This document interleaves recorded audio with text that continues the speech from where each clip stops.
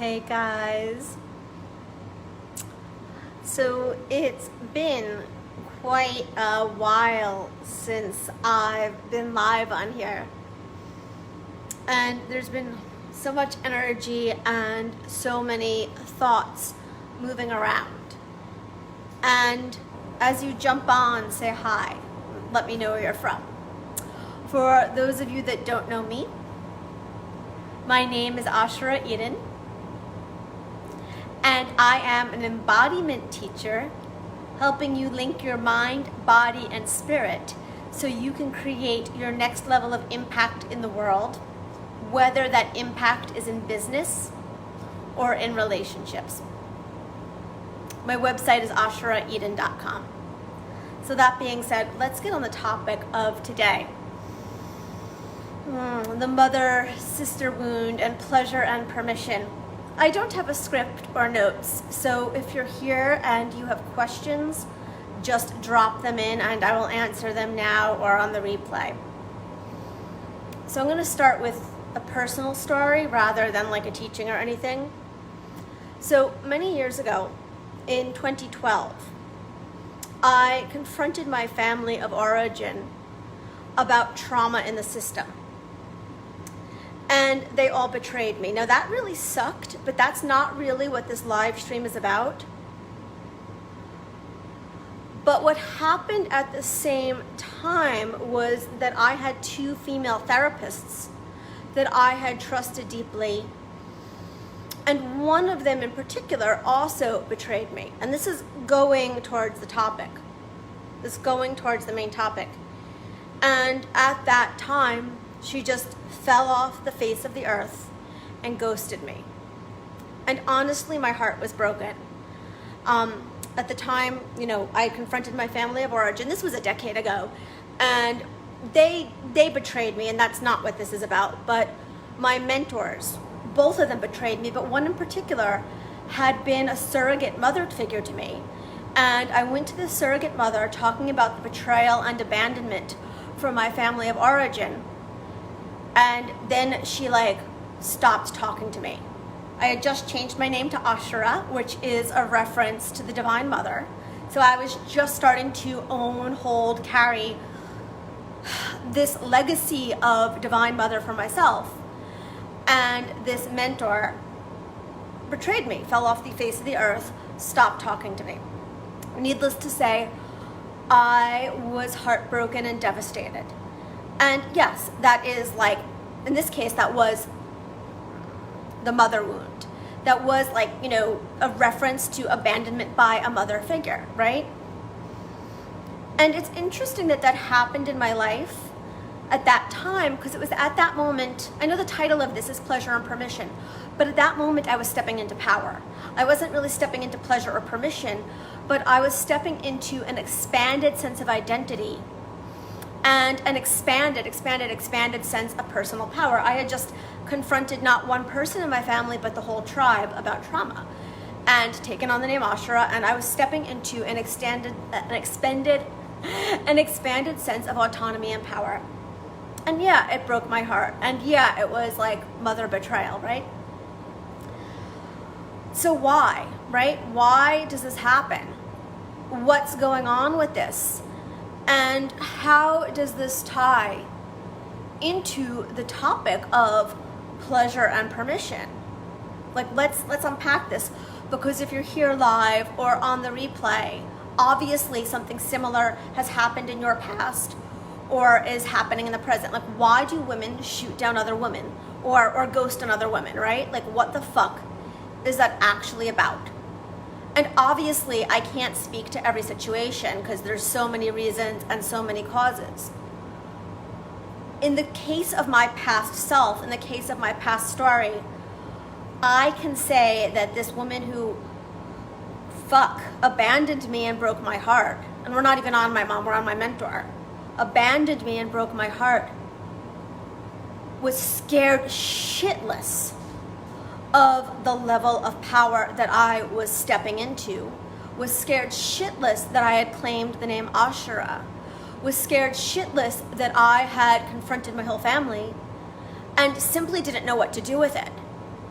And potentially it triggered her own trauma, potentially. So she ran and she headed to the hills, and it was like easier to ghost out on me than to be, in space with the woman who was very likely claiming parts of herself, connection to the goddess through the name, divinity, and empowerment in the face of whatever family adversity, whatever it was that she hadn't claimed. It was easier for her to leave than to deal with the person who was, facing the things that she couldn't face. And that touches upon the topic of power. Now, I haven't really spoken about pleasure and permission, which is, I know what the title of this is, so we'll get there. Past generations of women, and I'm saying this with love, our mothers, certainly our grandmothers,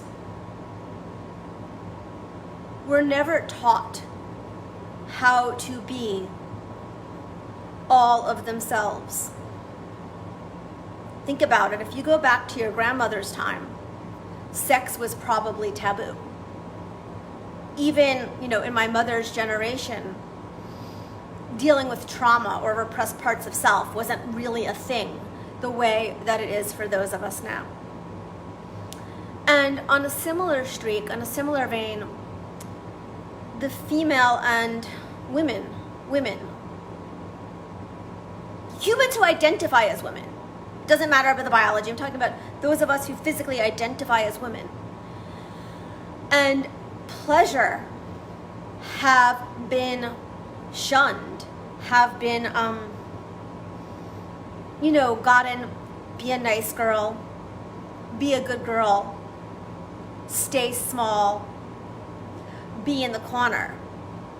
And sometimes it's easier, and this fucking sucks, for women who have not healed those parts of themselves to betray other women than to be in their presence. In the case of the first mentor that I mentioned in my story, it was about me expressing anger and grief and power, and like me expressing a combination of power and shadow, and she couldn't tolerate that. And hey, Brian, darling, good to see you somewhere besides Messenger. Nice to meet you some more. And Brian, welcome, and let me know if you have questions. And in the case of, I'm going to get to this piece about pleasure and permission, and I think where I'm really going, aloha, Hawaii neighbor, I feel like where I'm really going with the pleasure and permission is really about sex, women's sexuality, especially women's sexuality with ourselves, and money. And honestly, if you're here live or on the replay, hey Angela, how are you, my dear? When I talk about sex and money, and specifically in terms of being a sexually lit up woman, or a wealthy woman, or having, it's not even about wealth per se, it's about money that goes towards pleasure. Let's talk about that, because I don't have a script. I'm unpacking this as I speak, right? Let's talk about sex, especially sex with yourself. Yes, you are amazing. Angela's here, she's amazing, she knows it. Let's talk about your sexual relationship with yourself and money that gets spent in service to pleasure, because it's really not about where you're at in terms of this topic, it's about where the money's going. Both of those things are holy, and I'm going to say that again. Having a glorious sexual relationship with yourself as a woman is holy, and money that goes towards pleasure is holy. Oh, Brian loves this topic, thank you. Yeah, thank you. So, and if you guys have questions, chime in, because there are people here, so ask away. It's really about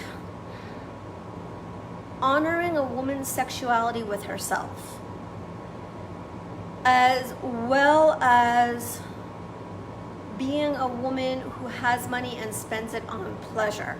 It's not really about how many dollars you make for this live, and how that can scare the shit out of other women and lead to heartbreak and betrayal. How those two things are still so taboo. And honestly, this live was supposed to be like a story, but I love teaching and I can't stop teaching. Really, like after this, go home and ask yourself, how can I claim my sexual relationship with myself as a source of beauty and power? And this is just like at-home question for you, homework. How can I claim my sexual connection with myself as a source of beauty and power? No matter what I've been taught, no matter like what the church says, no matter what the synagogue says, no matter what my mother and father told me, right? No matter what other women have told me, like fuck that. And the second question here is, how can I spend money on myself in a way that gives me pleasure and feel totally shameless about it? Like, how can you give that to yourself? How can you spend, it could be $10,000, it can be $5. I don't care what the amount is. How can you spend money on yourself in a way that is totally shameless and that brings you pleasure? And hey Tammy, hey Eva, it's good to see you guys here. Questions are welcome. And when I invite you into these queries about sex with yourself, or rather a loving, lit up, sensual, turned on, sensuous relationship with yourself. If you have a partner, that's great. That's not what this conversation's about. What comes up for you emotionally, right? Turn on, fear, shame, pleasure. Maybe you get wet watching me talk about it. Like, what's going on for you when I say this? And you can comment in the live stream and we can make this two-way. Oh, for in right at the time. Hey, pleasure. There's spell dresses and sex toys. Oh, wait, that's me, but I know you do the dresses too. Eva is saying, oh, in right at the right time. Yeah. You can say more if you want to say what you mean by that, because I'm not quite sure what you mean. But when I invite that inquiry, right, what comes up for you? We're conditioned to be like, oh my God, that doesn't matter. I got to drive the kids to school. I got to go to work. I got to do whatever. Okay, so how does that feel somatically and viscerally in your body when I speak about have a lit up, turned on, sexual, sensual, erotic love affair with yourself? Let's take that in. Years ago, I did a video on YouTube where I took out my vibrator and waved it around. I might put that in the comments as a joke, and anyone who wants to can watch that too. So, she joined at the right time. We could do sex toys on camera, right? Not in us, just the toys. So, to go back, because this was meant to be a personal story about betrayal by women. In 2015, I lived in Oakland. Tammy says she loves us. Thank you, darling. I appreciate that. I don't know you, Tammy. If you want to bring them out, girl! Anytime. Yeah, Brian's a guy. He'd probably love that. I will give you guys sex toy shopping links in the comment. How's that? So, to go back to the story, I'm laughing because when I was a kid, I would draw pictures of genitalia and like pass it around in elementary school and start a riot. Like, I got in so much trouble. Oh, Sal School, that makes sense. I thought your name looked familiar. So good to see you here. So to go back to the personal story, which is where this began, I just digressed into sex toy jokes, is that in 2015, my business was pretty much booked out. So Brian's saying he wants to understand women better so it doesn't make anyone here uncomfortable. Okay, I love that men are here. So I'm gonna say that right on. And I'm all for us like working through our shit together. So Brian, I personally welcome you. And I adore men. So men are welcome in my coaching containers, on my live streams. I market to women. It is by no means a woman-only space. Yeah, Eva, don't think too hard about sex toys while you pick up your kids, okay? Oh, I'm cracking myself up. Okay, this was supposed to be like an emotional story. We'll get there. So in 2015, 2016, I lived in this like beautiful home in Oakland, California. My business was close to booked out. I was pushing 6 figures. And I was manifesting my clients with sex magic and with pleasure. Now, there were problems, like I was like lacking structure and strategy. But I needed to go deeper into this inside of myself. At the time, I needed to go deeper into that exploration in myself. And I also knew I had a lot of trauma and fear over my own sexuality and my power and visibility. And I was also ashamed that I was running my business on, I kid you not, shopping and sex magic. I'd buy like a dress I wanted and clients would show up. I would like masturbate with a visualization and clients would show up. And I was ashamed of that. And that's interesting, right? That's its own topic. Hey, Lainey, good to see you, my love. Good to see you again. So I was ashamed of that. So I rehired an old mentor of mine who was a shaman to work through some of that shame with me, to help me work through some of that shame.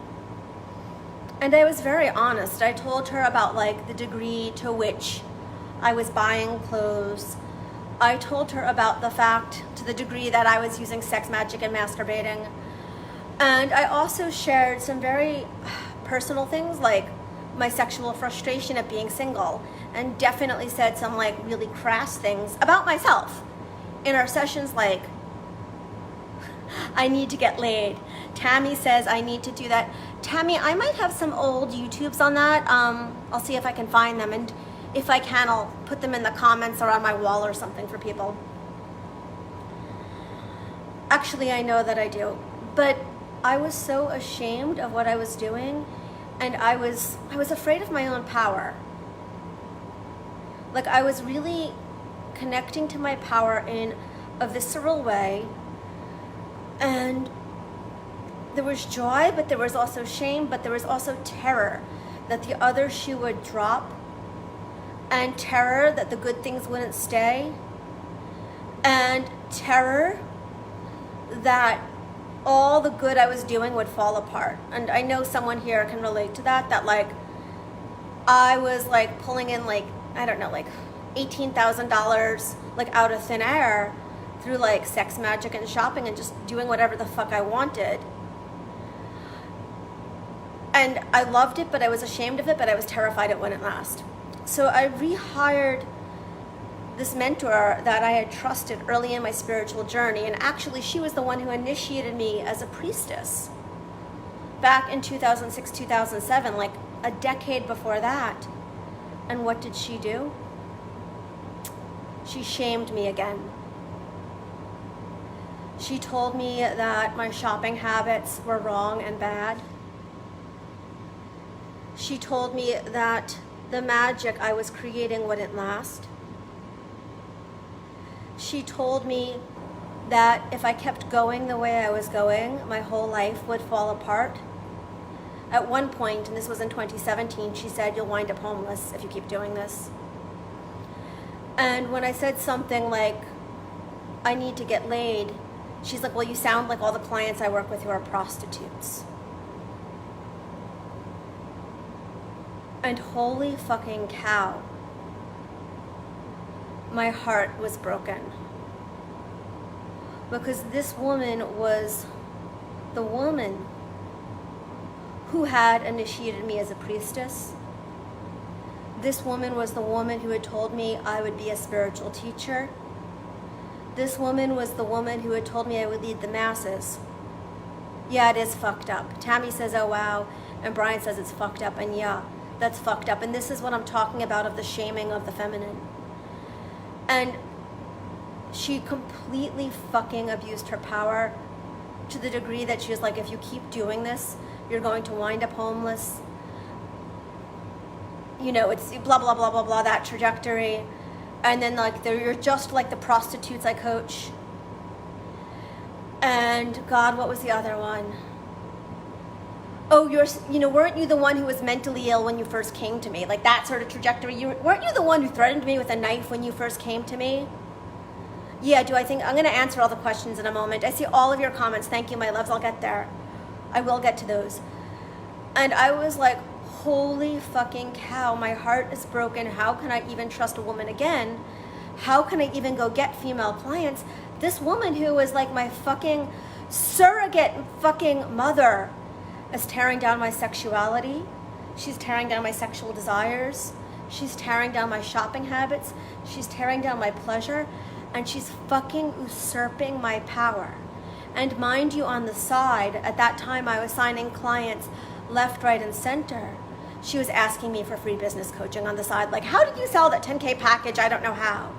She was fucking, and I say this with love, she was the one that was psychotic, not me. And I'm saying that not clinically, and I'm saying that with love. She was the one that was crazy, not me.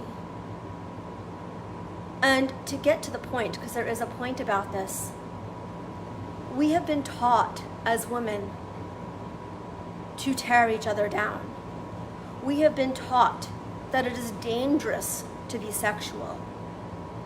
We have been taught that it's even more dangerous to be sexual with ourselves just for fun.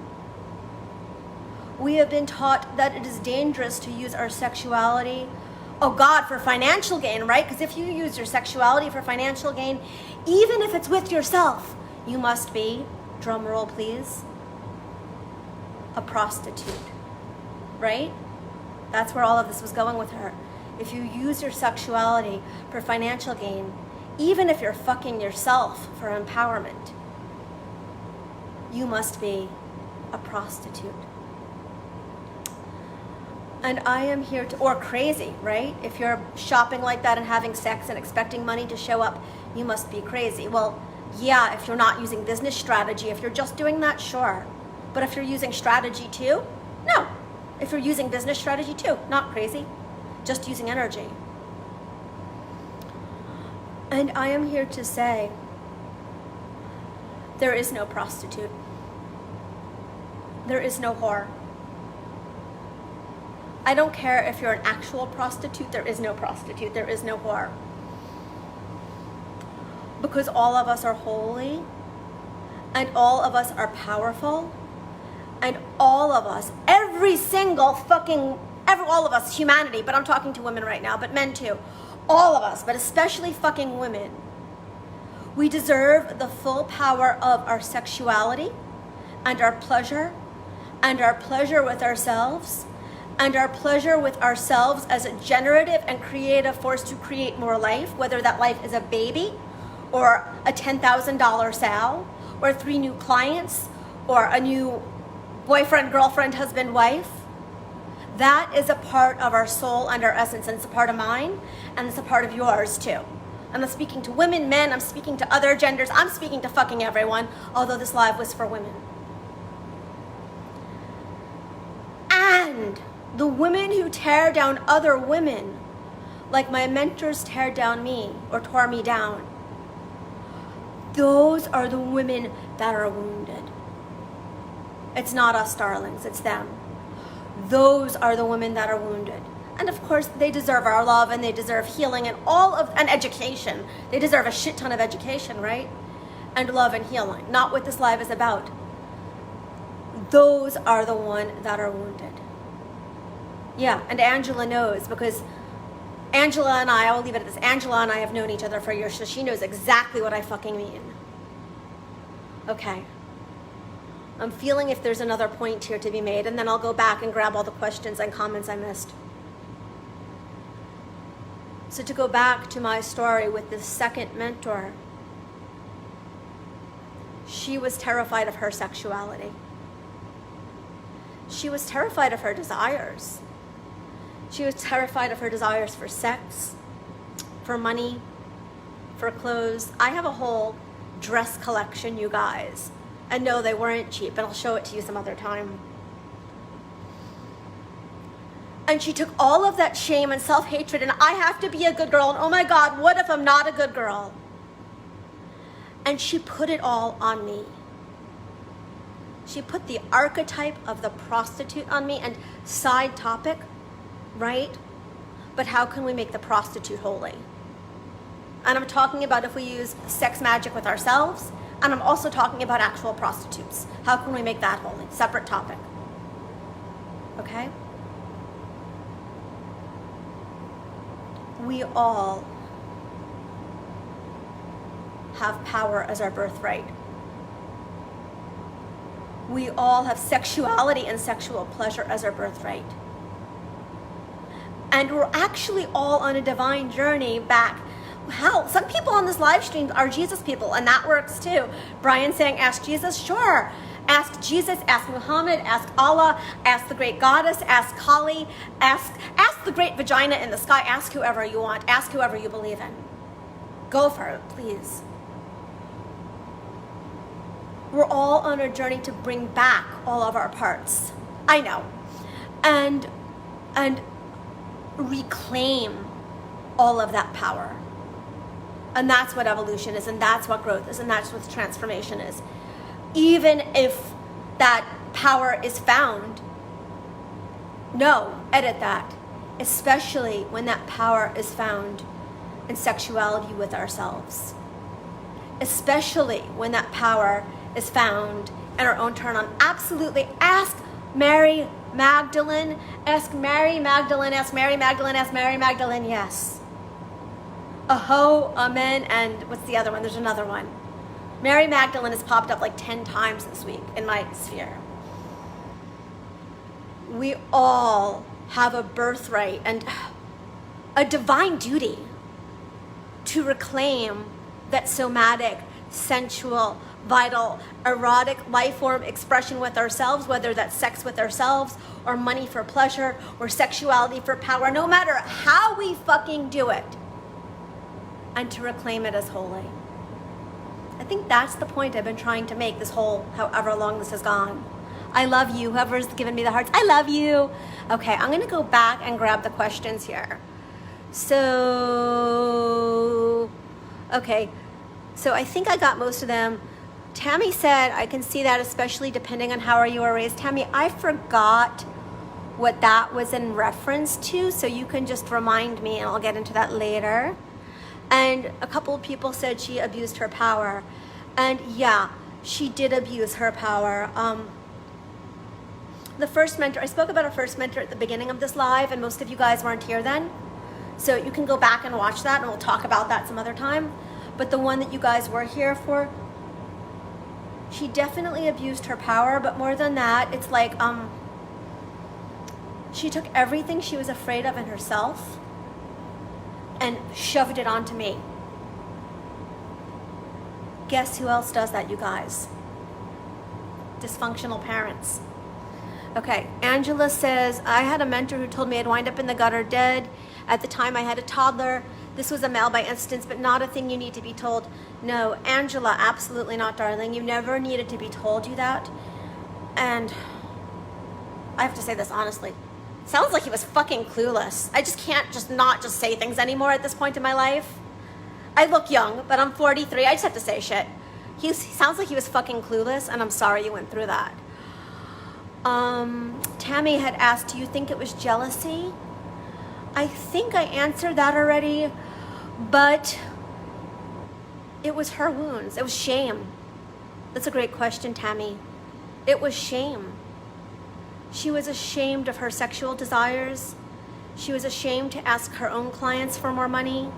She was ashamed of her own desires. She even said to me at other points, you know, I want to sell 10K packages the way that you sell 10K packages, but nobody can afford it. You know, she had a thing inside of herself about shame. She also was the same person who years ago, I kid you not, dragged me through the mall for like a day to look for a pair of shoes for $10. She found them for $50, but didn't want to spend the $50, so she had like a money thing too, like a fear. She had the money, it was a fear thing. A mentor should build you up, not tear you down, absolutely. if you put yourself into a state of pure joy, everything flows to you. That's true enough. It just can take work to get there. There's truth there. It's just like, what do we need to alchemize, heal, empower, transform to get to the joy? So there's truth. It's just, there's a journey. And there's some Ask Jesus and Ask Marilyn, Ask Janis Joplin. I think we should all gather and ask Janis Joplin. I am so in favor of that. We can all get together and drink and ask Janis Joplin. What do you guys think of that one? Oh, some vodka. What did you drink? We'll all ask Janis Joplin and assholes. Well, he thought he was Jesus. Okay. Are there any other questions?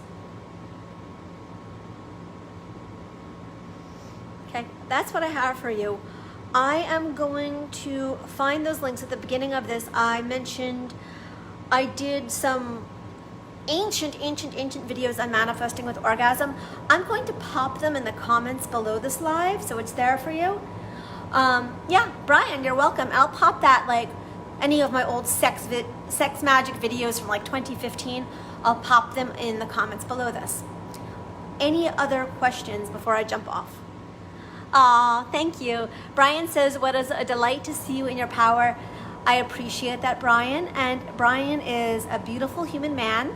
Of course he is. Brian's a beautiful puppy. No, Brian's a beautiful man who I just met the other day. Okay. Much love to all.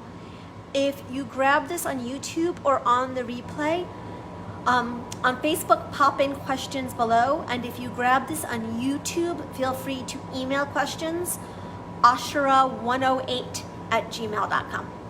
Okay, much love. Bye for now. He never claimed to be.